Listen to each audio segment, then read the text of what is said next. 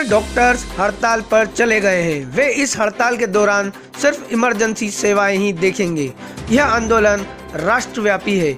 उनका कहना है कि हर साल नीट परीक्षाएं जनवरी माह में हो जाती हैं और नए छात्रों की भर्ती अप्रैल मई तक हो जाती है, लेकिन इस वर्ष कोरोना महामारी के कारण परीक्षाएं सितंबर में हुई और अक्टूबर में काउंसलिंग रखी गई।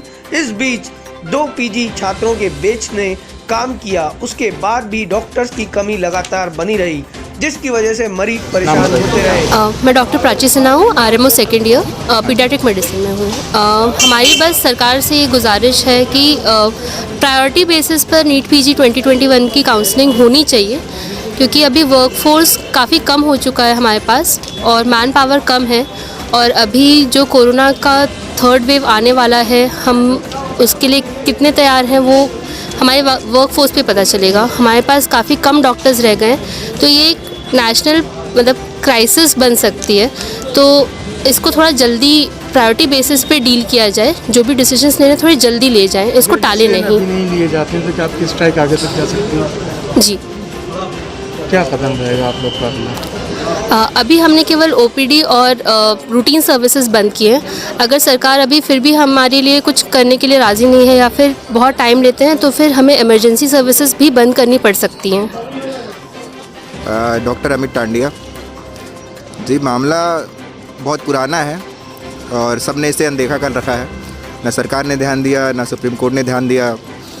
हुआ ये है कि हमारे पूरे भारत में सारे मेडिकल कॉलेजेस और एसोसिएटेड हॉस्पिटल्स में केवल 2 बैच पिछले 1 साल से काम कर रहे हैं।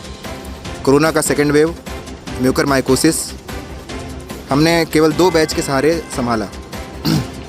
अब ये है कि कोरोना का 3rd वेव आने जा रहा है और अगर 3rd वेव आता है तो हम डॉक्टर्स की कमी में कैसे पूरे देश में सारे मेडिकल कॉलेजेस और हॉस्पिटल्स में कोरोना से मरीजों और अपनी सारी जनता का बचाव करेंगे।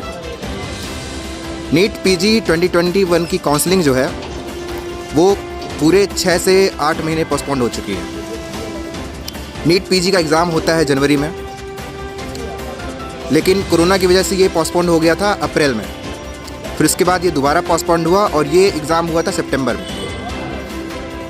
सितंबर में एग्ज़ाम होने के बाद इसकी काउंसलिंग होनी थी 1st वीक नवंबर में, जो कि सुप्रीम कोर्ट में स्टे लगने की वजह से काउंसलिंग नहीं हो पाई और सुप्रीम कोर्ट ने हियरिंग की डेट दिसंबर में दी एक बार और वो डेट भी पोस्टपोन्ड होके अब जनवरी में जा चुकी है। तो आप सिलसिला देखिए कि जिन रेजिडेंट्स को, जिन जूनियर डॉक्टर्स का एडमिशन पिछले साल हो जाना चाहिए था मार्च अप्रैल के समय पे, उन डॉक्टर्स का एडमिशन अभी तक नहीं हुआ है।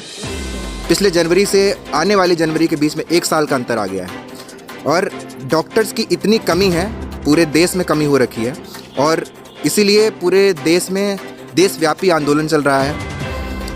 और ऐसी कमी में हम कोरोना के 3rd वेव पे मरीजों की और अपने पूरी जनता की सहायता नहीं कर पाएंगे। हमारी पहली मांग और जो उच्च मांग है वो यही है कि जो हमारी सरकार है वो नीट PG 2021 की काउंसलिंग जल्द से जल्द कराए और उनकी एडमिशन कराए।